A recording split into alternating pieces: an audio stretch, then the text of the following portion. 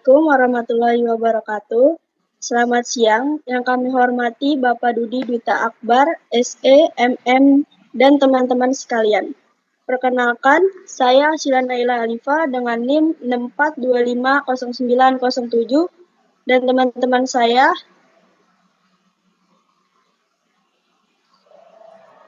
Saya Salah Nabil dengan NIM 64252088. Dan saya Jenny Olivia dengan NIM 64251322.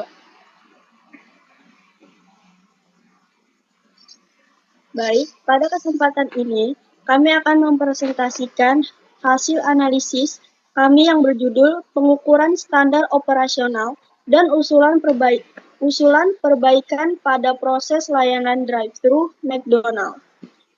Baik, tanpa berlama-lama, kami persilakan anggota kelompok untuk memulai presentasi bagian pertama. Yang pertama adalah latar belakang. Industri restoran cepat saji menuntut layanan yang cepat dan akurat agar pelanggan tetap puas. McDonald's mengandalkan drive-thru sebagai saluran penting penjualan, sehingga setiap tahap proses dari pemesanan hingga penyerahan pesanan harus berjalan efisien. Ketidakefisienan dapat menyebabkan antrian panjang dan menurunkan kepuasan pelanggan. Karena itu, diperlukan standar operasional KPI serta analisis kinerja untuk memastikan layanan drive-thru tetap sesuai standar dan terus ditingkatkan. Selanjutnya ada rumusan masalah yang akan kita bahas kali ini. Yang pertama, bagaimana standar dan KPI untuk proses layanan drive-thru di McDonald's? Yang kedua, bagaimana kondisi aktual kinerja proses drive-thru berdasarkan data periode tertentu? Yang ketiga, seberapa besar kesenjangan gap antara kondisi aktual dengan standar yang telah ditetapkan?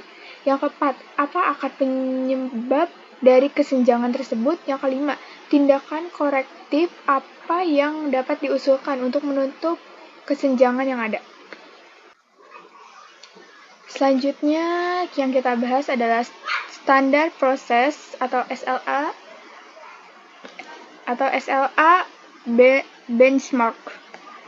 Pada slide ini, kita bisa dilihat standar layanan drive-thru yang harus dipenuhi. Target utamanya adalah kecepatan dan ketetapan.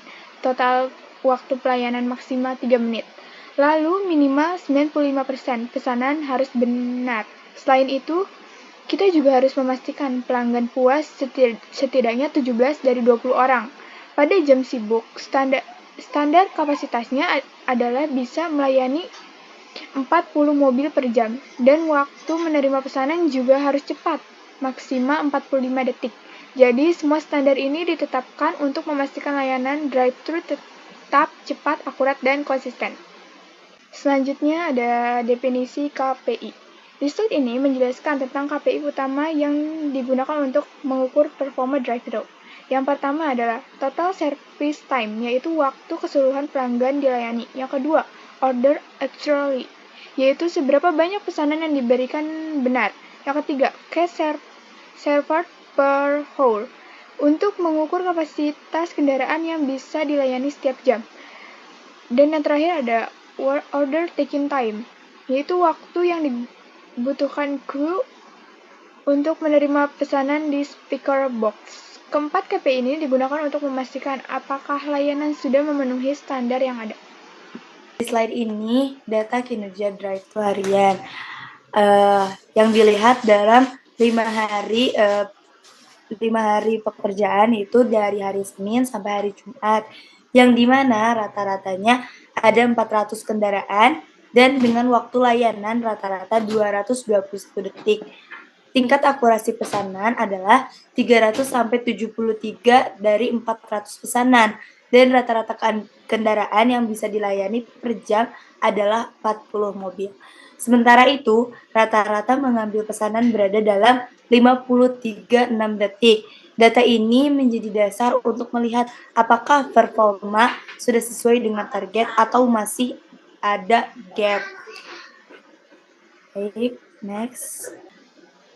Nah, selanjutnya di slide ini berdasarkan data terdapat 3 gap utama. Yang pertama, waktu layanan yang dimana rata-rata pelanggan itu membutuhkan waktu 221 detik, sedangkan targetnya itu 180 detik, yang dimana artinya setiap kendaraan atau pelanggan membutuhkan waktu lebih banyak dari 180 dari target, yaitu lebih dari 41 detik.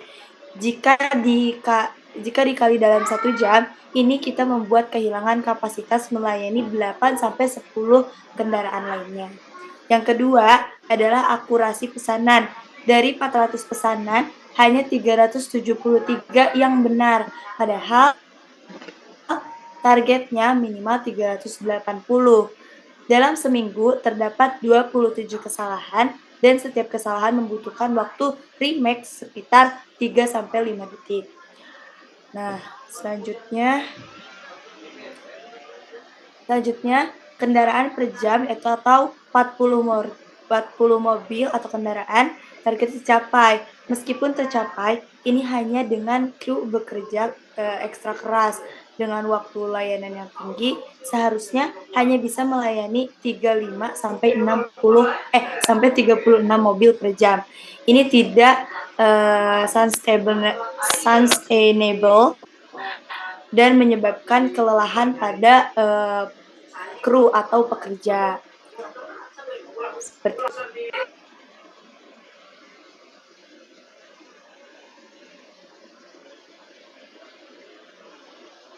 Baik, selanjutnya ini ada analisis akar masalah. Yang pertama ini problem. Total service time melebihi standar 221 detik vs 180 detik. Yang kedua, Y1, mengapa waktu layanan melebihi standar? Karena terjadi penundaan di window penyerahan dan proses pembayaran. Yang ketiga, Y2, mengapa terjadi penundaan? Karena kru harus menunggu produk dari kitchen dan kasir lambat memproses pembayaran digital. Yang keempat, Y3, mengapa produk dari kitchen terlambat? Karena kitchen kewalahan dengan pesanan kompleks dan volume tinggi saat jam sibuk. Yang kelima, Y4, mengapa kitchen kewalahan?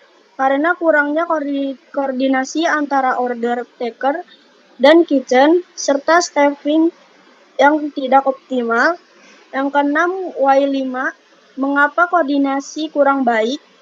Karena tidak ada sistem komunikasi real-time yang efektif dan staffing schedule tidak disesuaikan dengan peak hours. Selanjutnya,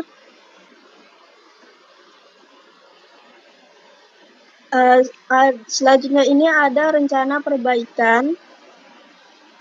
Di sini ada Argen 1, tambah kru saat jam sibuk. Ini tindakan paling mendesak. Tujuannya supaya pelayanan lebih cepat. Biayanya sekitar 8-10 juta per bulan. Tingkat kesulitannya mudah dan dampaknya sangat tinggi. Ada Argen 2, training order taker, staff bagian pengambil pesanan perlu dilatih agar tidak salah input dan lebih cepat melayani. Biayanya sekitar 2-3 juta, mudah dan dampaknya juga sangat tinggi.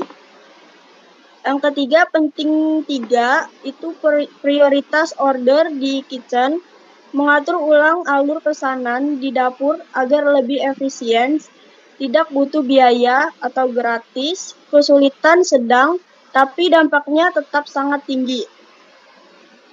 Selanjutnya ada penting 4, itu double check system, memastikan pesanan dicek 2 kali sebelum dikirim, tidak butuh biaya, gratis, mudah dilakukan dan berdampak tinggi. Yang kelima, perlu 5, itu upgrade teknologi, pembaruan sistem atau alat teknologi untuk mendukung operasional. Biayanya 15-20 juta, agak sulit, namun dampaknya tetap tinggi. Selanjutnya, yang terakhir ini ada kesimpulan. Kinerja layanan drive-thru McDonald masih belum memenuhi standar, terutama pada waktu layanan total, waktu penerimaan pesanan, dan akurasi pesanan. Kesenjangan ini terjadi akibat koordinasi yang kurang efektif, kekurangan staf saat jam sibuk, proses order taking yang belum efisien, serta kendala teknologi melalui perbaikan seperti penambahan kreu, peningkatan pelatihan, optimalisasi alur kitchen, dan pembenahan sistem kinerja drive-thru dapat ditingkatkan hingga kembali memenuhi target operasional. Baik, itu saja yang kami sampaikan. Kurang lebihnya mohon maaf. Wassalamualaikum warahmatullahi wabarakatuh.